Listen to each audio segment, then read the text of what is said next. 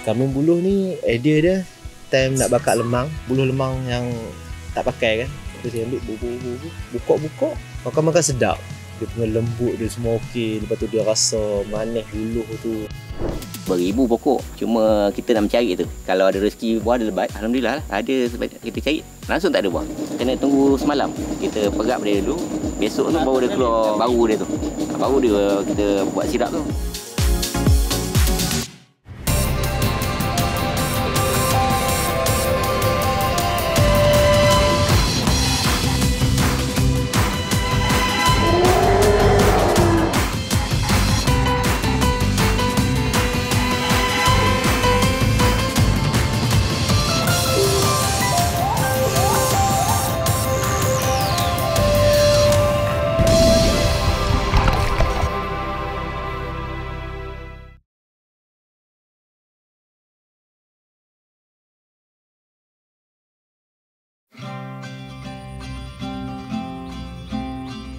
Kampung Masjid Batu, Simpur Besar, Tikam Batu, Kedah. Sebelum Perintah Kawalan Pergerakan PKP kedua dan ketiga dilaksanakan, tular kambing buluh bakar dalam kalangan penduduk tempatan yang diusahakan oleh seorang graduan Universiti Sultan Zainal Abidin Uniza Muhammad Sufi Malik. Biasanya, menu istimewa ini boleh diperolehi pada waktu makan tengah hari. Cuma, pada bulan Ramadan lalu, ia dihidangkan kepada orang ramai ketika waktu berbuka puasa. Allahu Akbar, Allahu Akbar. Kambing buluh ni idea dia time nak bakar lemang.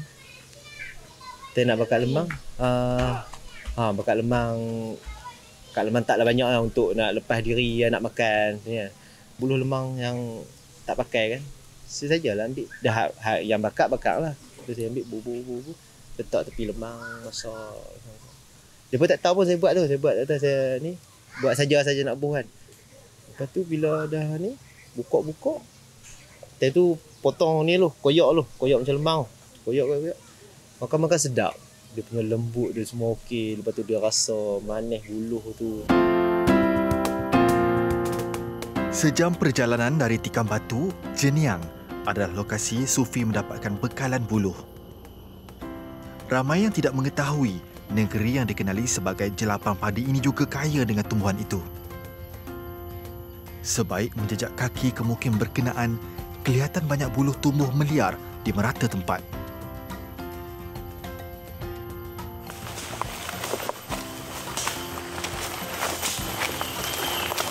Muhammad Ridzuan Ishak dan Zaiduddin Isa Wahab adalah pembekal buluh utama Sufi. Mereka akan berjumpa seminggu atau 2 minggu sekali di sini bagi memenuhi permintaan buluh untuk menu istimewa itu. Jenis yang dicari adalah sama dengan yang digunakan untuk membuat lemang, cuma saiznya lebih besar. Boleh kan? Saya mungkin besar ni boleh 10 ketan ni. Tiga orang. Saya tiga elok kita nak buat tu elok Dia boleh kira apa tu? Buluh ni saya. Okey sekarang ni.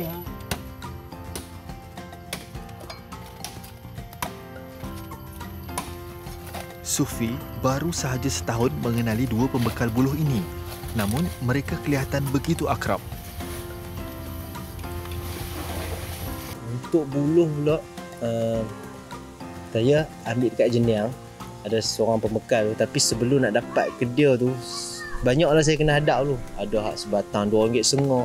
Time tu kita duk viral, kena ambil jugalah RM2.5 ke berapa ke. Sampai ke satu tahap ada orang mai pelawar kata, "Nak dak abang tolong ambil buluh kat hang. Hang bayar duit aita je kan." Kita pun ambil kat dia. Lepas tu dia pun dah tak dan dah nak buat apa semua. Kita terus direct dengan orang Jeniang tu lah. Orang Jeniang tu dia buat, kita call, abang nak saiz yang besar sikit sebab standard lemangnya dia kecil. Sebab standard untuk hak yang ni dia kena besar sikit sebab dia ada tulang apa semua. Kita nak masuk pun senang, kita nak keluar pun senang. So depa dah tahu dah. Saya abang kata abang saiz 3 ke 4. Okey, jalan. Depa buat lah beberapa hari petang saya minta. Ni saiz 5 lah.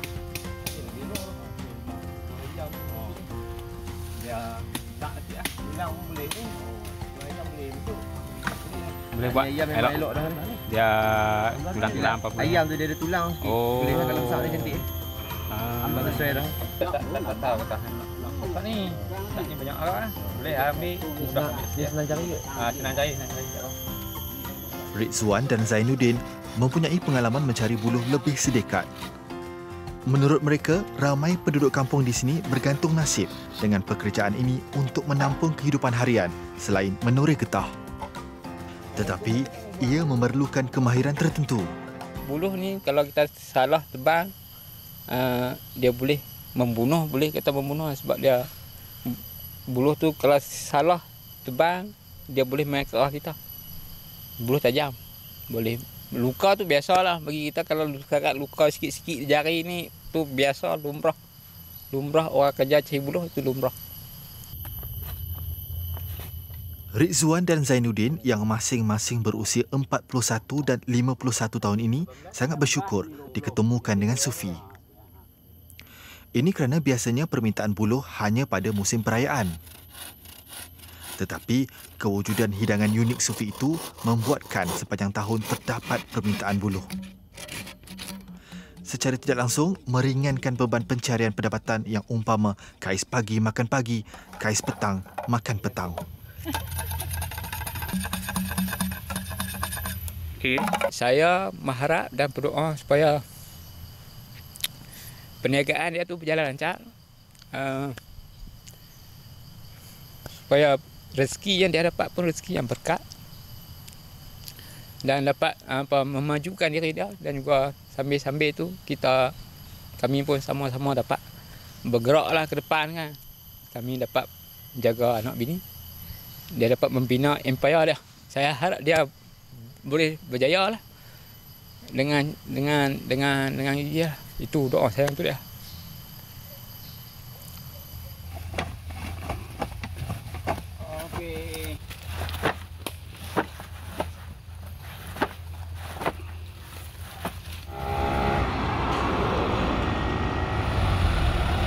Manakala bekalan daging kambing pula Sufi akan memperolehinya di pekan berdekatan. Bapa kepada dua cahaya mata ini memilih daging frozen berbanding segar kerana ia lebih lembut dan harganya juga berpatutan. Bahan mentah ini akan dibelinya seminggu 4 kali dan setiap kali sebanyak 20 hingga 50 kilogram.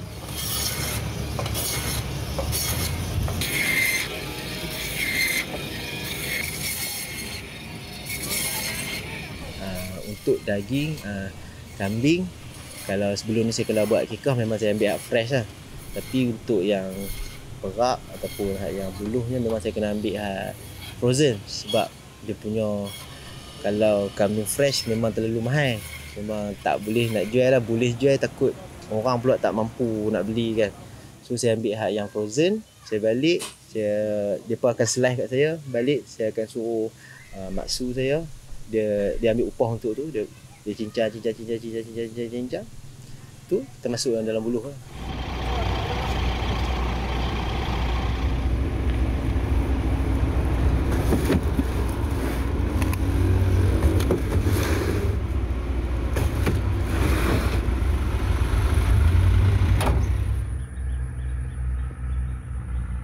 Apabila bahan asas kambing buluh bakar telah lengkap, Sufi akan membersihkannya dengan bantuan pekerja yang terdiri daripada saudara mara. Buluh akan dicuci terlebih dahulu bagi membuang habuk. Titik tolak Sufi membuat kambing buluh bakar ini adalah rentetan perniagaan kambing bakar bersama rakan karibnya Fadil Tarmizi selepas habis pengajian di Uniza pada tahun 2015. Dengan bermodalkan RM1,000 yang dipinjam daripada kakak Fadil, mereka yang berkelulusan Usuluddin mula berniaga di pasar malam dan bazar Ramadan. Budak Negeri Sembilan, dia abang dia kata jom kita buat kambing grill lah dekat bazar untuk sebulan ni. Hamil duduk dekat Kedah, kita stay kat Kedah, duduk rumah aku, kita buat daripada A to Z. Dia pun main ke Kedah, dia bagi duit ke saya settle barang kat sini, dia pun main ke Kedah, duduk dengan saya, duduk dengan saya. Start tu lah buat perak pun dia duduk sini buat perak bangkit pagi lah, pergi cari kambing. Biasalah budak-budak bujang kan bangkit lambat. Sat dia gerak saya, saya gerak dia kan.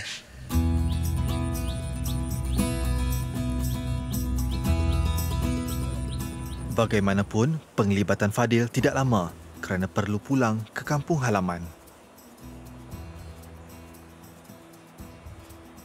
Ia diteruskan Sufi sendiri sehinggalah dia mendirikan rumah tangga bersama Fatimah Hanisah Jasmi yang berasal dari Melaka, di mana isterinya kini antara tulang belakangnya. Selain menjual kambing bakar, ketika itu mereka juga menjual kambing perap frozen dengan kaedah penjualan cash on delivery, COD.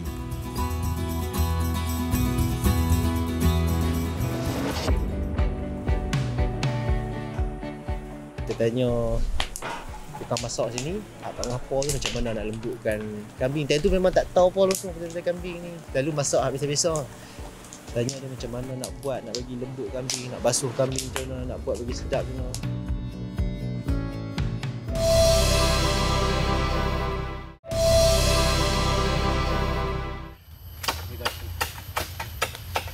Penggunaan buluh begitu sinonim dengan juadah Aidilfitri, lemang. Namun, dengan kreativiti Muhammad Sufi Malik, peniaga kambing bakar di Pasar Malam dan Bazar Ramadan, tikam Batu Kedah, buluh telah digunakan untuk hidangan istimewa kambing buluh bakar dengan resepi tersendiri.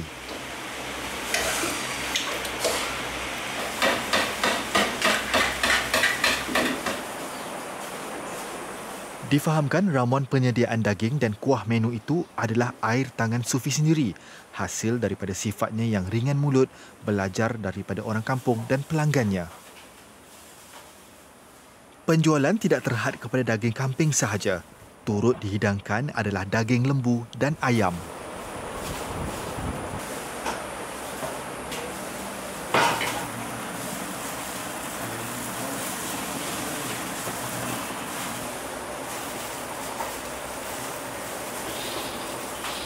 Kita tanya tukang masak sini, tak ngapa. Tanya dia macam mana nak buat, nak bagi lembut kambing, nak basuh kambing macam mana, nak buat bagi sedap macam mana. Dia abak sikit, lepas tu kita tanya kawan-kawan kita hak yang biasa buat kambing golek tu, buat macam mana perak dia, lada hitam macam mana. Dia abak, kita campur semua kita buat. Buat, okey. Kita berniaga bazar. Time berniaga bazar tu, yang bestnya sekali ada orang main makan, esok tu dia akan main abang. Adik, hang punya kambing ni elok hang bubuh ni sikit lah, hang bubuh bahan ni sikit lah. Lepas tu kita balik kita buat lagi okey. Lepas tu sekali ada orang bilang hang kena bubuh ni sikit lah. Kita buat upgrade sampai keluar sampai ni boleh sampai ni. Maksudnya resepi tu saya dengan Fadil Tamiti lah, daripada asal tadi tu, asal yang buat tu. Daging yang telah siap diisikan ke dalam buluh bersama kuahnya akan diperap selama 2 jam sebelum dibakar.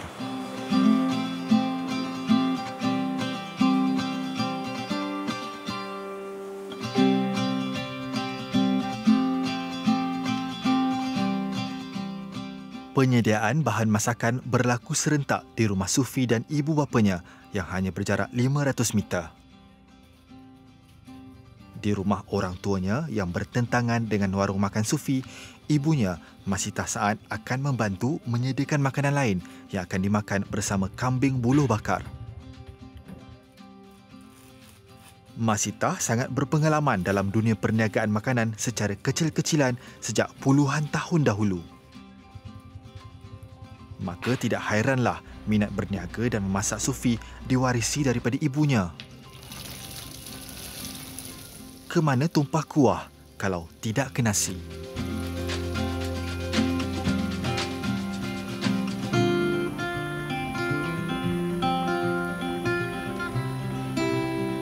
Masa dia mengaji kecil-kecil tu pun dia pergi sekolah ke mana dia tolong meniaga nasi lemak, dan masuk U pun dia meniaga nasi lemak. Dia pandai, dia buat kerja apa yang berkenaan dengan meniaga lah. Lama kemahiran masak bukan daripada sekolah rendah dia, daripada masa duduk U lagi lah kan. Kalau dia nak apa-apa dia telefon makcik tanya ibu, okey masak contohlah buat sambai kan. Dan dia akan telefon makcik, ibu sambai ni buat macam mana kan. Lepas tu makcik abak lah sekarang. Kini Masitah tidak lagi berniaga sendiri. Dia mencurahkan usia emas membantu anak sulung daripada 3 cahaya matanya menjayakan perniagaan Sufi. Melalui penyediaan sambal tempeh ikan bilis, idea daripada isteri Sufi Fatimah Hanisah Jasmi. Jam 3 petang. 4 jam lagi sebelum masuk waktu berbuka puasa. Unggun api mula dihidupkan.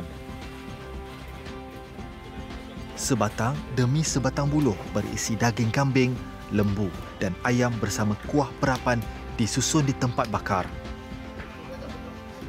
Untuk ia betul-betul masak memerlukan 45 minit.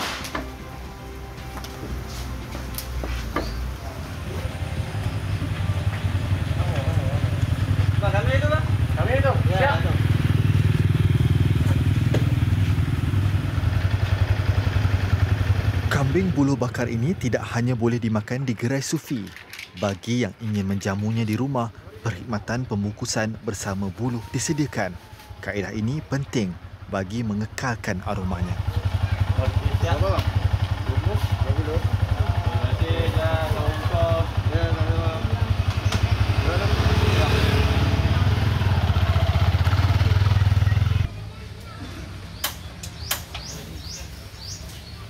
Apabila semakin hampir dengan waktu berbuka puasa, turut sibuk di gerai adalah Muhammad Muslim Mansur, empunya tapak gerai. Muslim juga berniaga di pasar malam dan bazar Ramadan dengan menjual pelbagai jenis air minuman. Dia antara orang yang bersama-sama menjayakan perniagaan kambing buluh bakar sufi.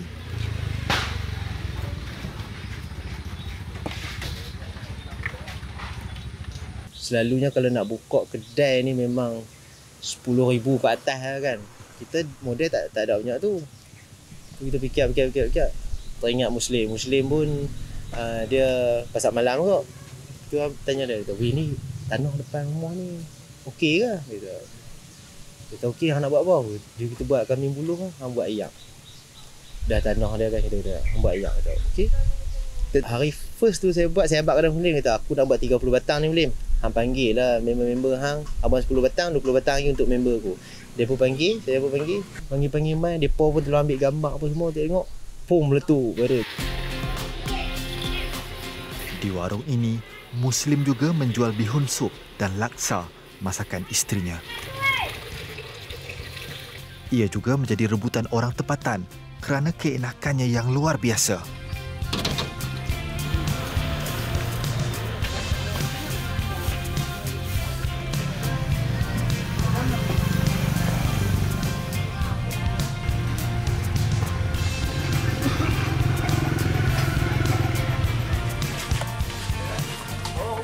Satu menu demi satu menu dihidangkan kepada pelanggan. Yang dinanti-nantikan adalah kambing buluh bakar. Allahu Akbar, Allahu Akbar. Sebaik sahaja azan berkumandang, pengunjung menjamu dengan penuh berselera. Ditemani kerlipan lampu pelita.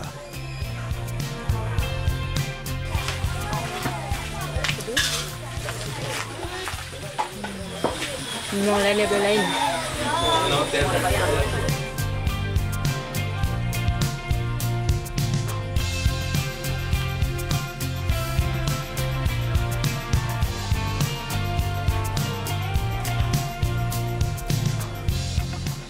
Muhammad Sufi Malik menyimpan cita-cita besar. Satu lagi niat untuk berkongsi rezeki sekiranya perniagaannya berkembang maju pada suatu hari nanti. Setiap cawangan tu kita bagi budak kerja yang setia dengan kita ni, yang boleh buat kerja A to Z ni, kita bagi dia duduk satu cawangan tu, bagi dia rasa macam mana jadi bos, bagi dia rasa macam mana pening kepala jadi bos ke apa ke. Maksudnya mereka ni dah boleh apa orang kata manage dia punya cawangan tu. Tu dah kira cantik tu. Maksudnya mereka pun taklah lari ke nak kerja lain apa kan.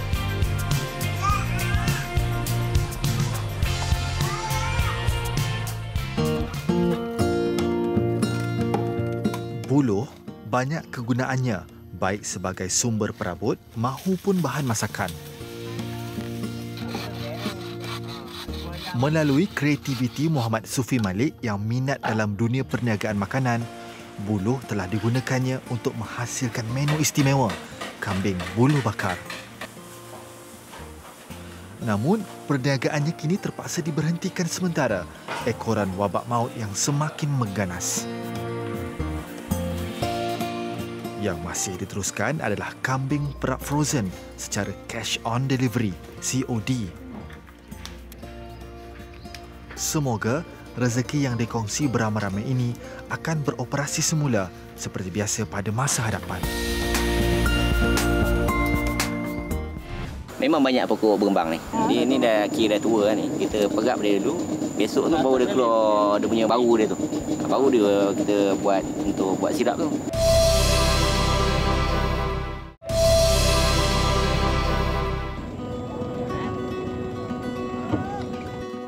Buat berembang kena tunggu semalam. Besok tu baru dia keluar dia punya bau dia tu. Baru dia kita buat untuk buat sirap tu. Sebab dia ni jenis buah hutan. Nak mencari dia susah dan perlu ada inisiatif lah. Nak olah buah ni, nak jadikan apa. Macam-macam jenis boleh buat. Jam 7 pagi. Fajar jingga sudah mewarnai segenap pelusuk jeti dataran kampung Tanjung Agas, Port Dickson Negeri Sembilan.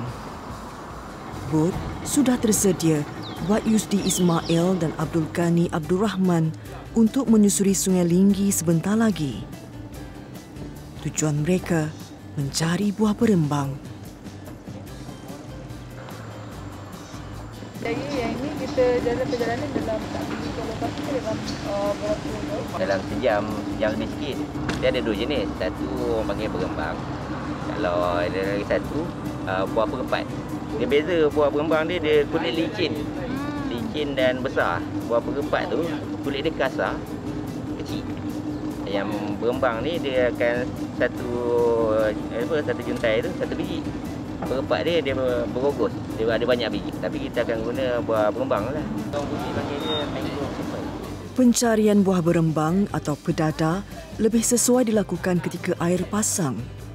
Paras air sungai yang tinggi memudahkan buahnya dipetik berikutan bot dapat menghampiri pokok. Sekiranya air surut, dikuatiri enjin bot tersangkut pada pasir atau lumpur. Panorama hijau payu bakau mengiringi pandangan kiri dan kanan sepanjang perjalanan kami. Udara pagi yang segar mencambah ketenangan hati. Yusdi perlu mencari buah tua dan masak untuk diproses menjadi sirap yang akan digunakan dalam menu perniagaan bulan Ramadan. Di Malaysia, pokok berembang atau nama saintifiknya Soneraceae caesolaris banyak tumbuh di kawasan berhampiran sungai dan dekat dengan laut. Tingginya pula boleh mencecah dari 5 hingga 25 meter. Buah berembang, daun dia sebenarnya warna hijau cair sikit dan berbentuk lonjong.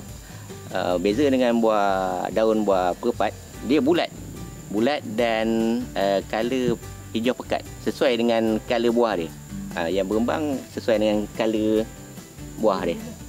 Memang kalau kita lalu saja sepintas lalu kita katakan perasan buah ni sebab dia seakan-akan sama. Dan pokok perempat tu sebenarnya banyak tumbuh di bahagian darat sikit. Mana ni belakang pokok nipah atau pokok berembang. Banyak pokok berembang ni dia ke sungai sikit.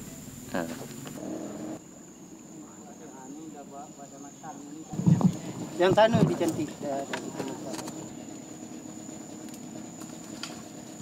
Dia kena ambil 50. Dia ni dah kira dah tua ni.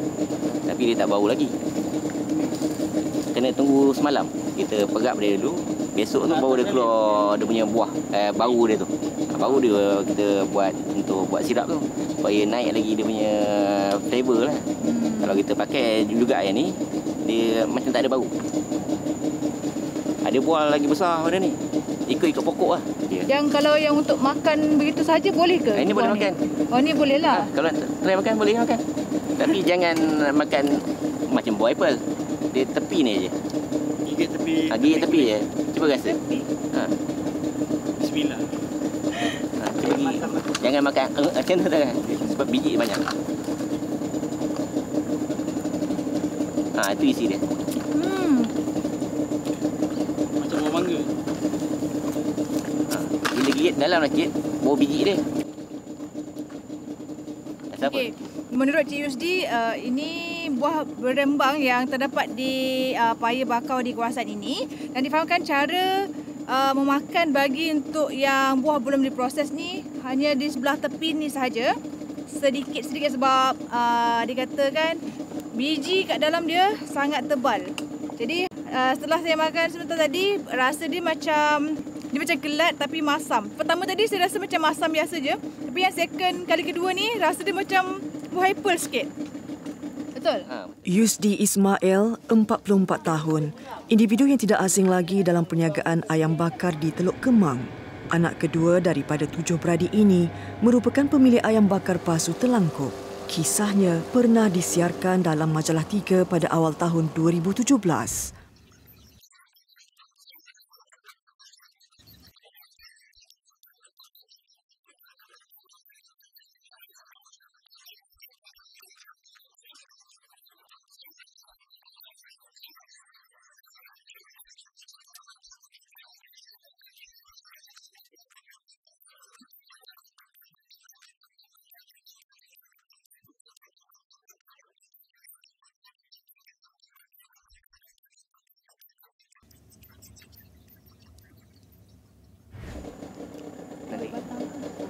Rakan Yusdi, Abdul Ghani atau lebih mesra dipanggil Joe, mula mengenali keunikan buah berembang sejak Perintah Kawalan Pergerakan PKP tahun lalu.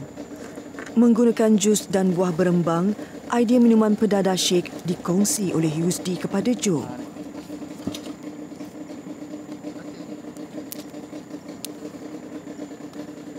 Okay, jadi ni boleh petik Boleh. Okey. Ni boleh tak? Boleh. Ni dah masak. Oh, ni tua. Ini masak Masak ni lebih masam daripada yang tua ni lah. Atas. Itu. Oh, nombor 3 tu. Yang tepi je sini. Oh, situ dah masak. Situ. Kali lain sikit. Kanan. Sudah masak. Pengait buah boleh laras ini direka sendiri oleh Yusdi dan Joe. Jaring yang dipasang dapat mengurangkan risiko buah jatuh ke dalam sungai. Ni masak. Mesti bau.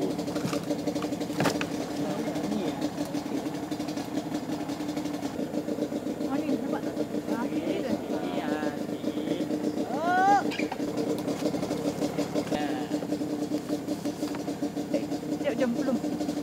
Okey. Okey. Penat juga. Panjang jalan dari awal tadi sampai ke sini saya teka beribu pokok. Cuma kita nak mencari tu pokok yang berbuah dengan tak berbuah. Memang kita kena susun pokok sebagi kita cari. Saya cari buah ni sampai ke Banting. Sebab kalau ada orang order kita terima. Mana kita kena cari sampai ada buah. Untuk jadikan pedada shake tu tak perlu banyak, dalam 10 biji. Contoh untuk buat jam. Jam pula kena cari buah betul-betul tua ataupun masak. Kalau ada rezeki macam pokok sekarang ni, buah ada lebat, alhamdulillah lah. Ada part-part pokok kita cari langsung tak ada buah. Bunga pun tak ada. Setelah hampir 2 jam, kira-kira 4 kilogram buah berembang dapat dipetik. Mudik bot kami agak jauh sehingga ke Sungai Paya Lebar, Lubuk Cina, Alu Gajah, Melaka. Namun, lelah yang dirasai hilang sebaik melihat hasil pungutan. Difahamkan pucuk dan ranting pokok berembang turut dijadikan bahan dalam masakan. Malah, terdapat pelbagai lagi khasiat pokok berembang yang kurang diketahui oleh orang ramai. Bau manis buahnya juga menarik perhatian serangga, terutamanya kunang-kunang.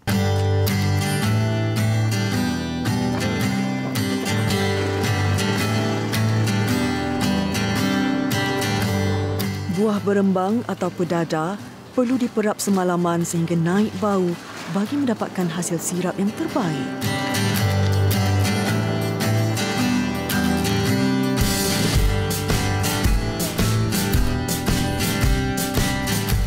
buah ni orang kampung yang mana duduk di tepi sungai ni tahu kegunaan buah ni. Tapi setakat apa yang dia orang tahu. Orang tak tahu sebenarnya banyak potensi buah ni sebab dia ni jenis buah hutan.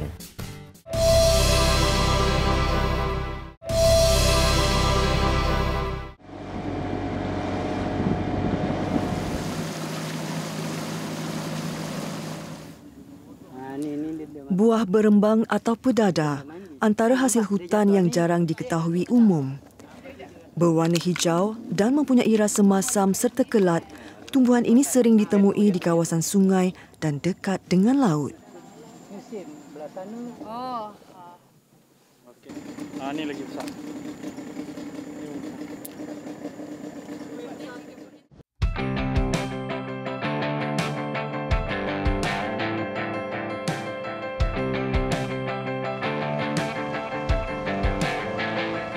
Yusdi Ismail, pengusaha ayam bakar Pasu Telangkup, antara yang terkesan sebaik pandemik COVID-19 menyerang.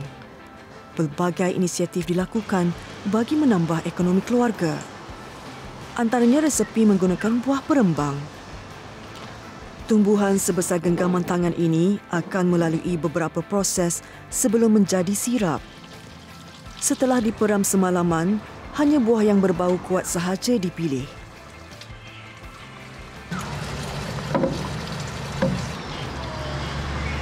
Mungkin buah ni orang tua-tua kan, orang kampung yang mana duduk di tepi sungai ni tahu kegunaan buah ni. Tapi setakat apa yang dia orang tahu. Ada orang tua yang pernah beritahu dia orang buat sambal belacan, lepas tu cicah-cicah makan macam tu saja, ataupun ada dia buat tambahan dalam asam pedas dan masak lemak cili api. Dan orang tak tahu sebenarnya banyak potensi buah ni sebab dia ni jenis buah hutan.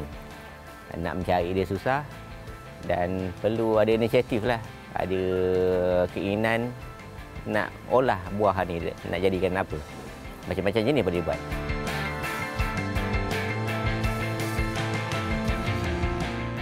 Okey, kita tengok. Buah ni sebenarnya banyak kelip-kelip memang minat dekat pokok dengan buah ni. Sebab ni dia akan buat sarang dalam ni. Dia akan bertelur dalam ni dan ini ulat kelip-kelip ni. Ni dia. Kita akan pilih mana yang elok-elok jelah.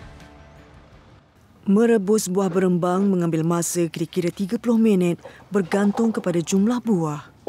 Hasil rebusan perlu betul-betul lembut sehingga biji dan isinya terpisah.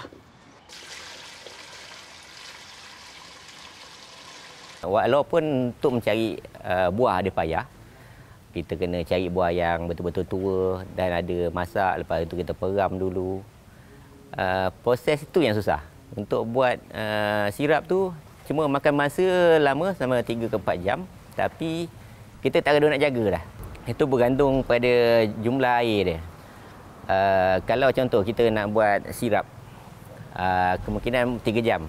Kalau kita naik lagi setengah jam, dia akan jadi jam. Kita lamakan sikit, dia akan jadi macam macam candy. Lebih kurang macam dodol lah. Dia sebab air dah tak ada, hanya semata-mata perasa masam dan gula je, dia akan jadi candy. Yang tu boleh tahan banyak 6 bulan kalau kita letak di luar. Dia proses lebih kurang macam buat gula Melaka ataupun gula kabung. Lepas rebus tu memang kita kena masukkan kat dalam ni lah. Supaya kita dapat air yang betul-betul jernih.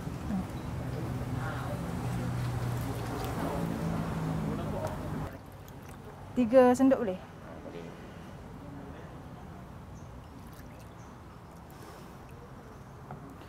Okey, selesai buah berembang tadi direbus. Setelah sejuk kita perlu menapis beberapa kali sehingga air rebusan tadi tu menjadi warna jernih. Dan hampasnya akan tertinggal di dalam kain ini, kain kasar ni.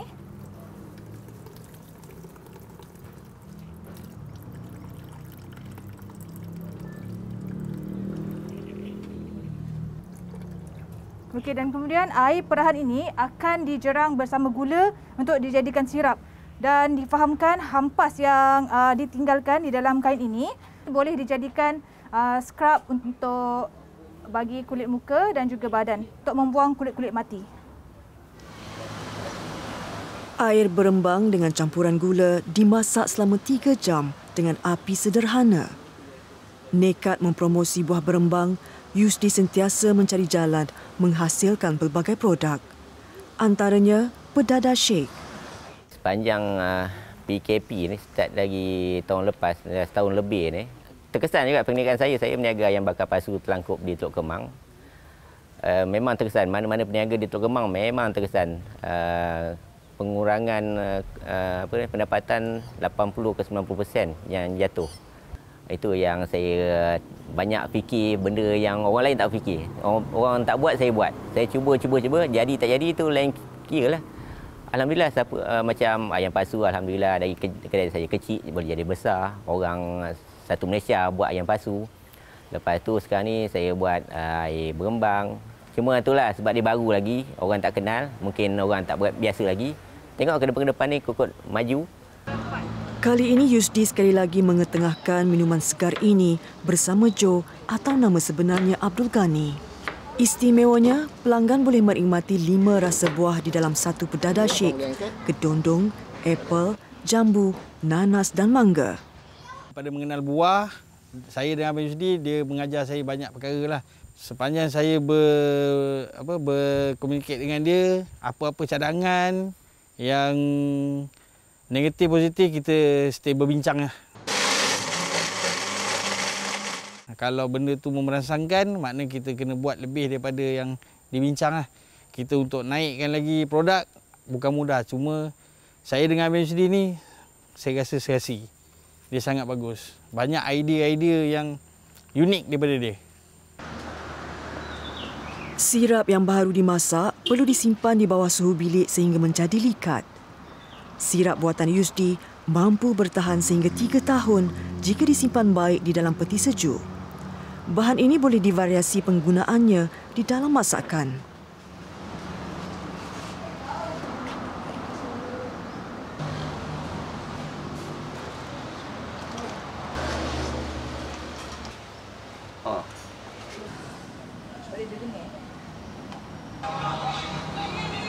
Sekarang ni dekat bulan puasa, tercetus pula saya nak buat ayam Baghdad. Tak lama, tak silap saya 3 minggu lepas baru terfikir nak buat sebab saya target untuk bulan puasa.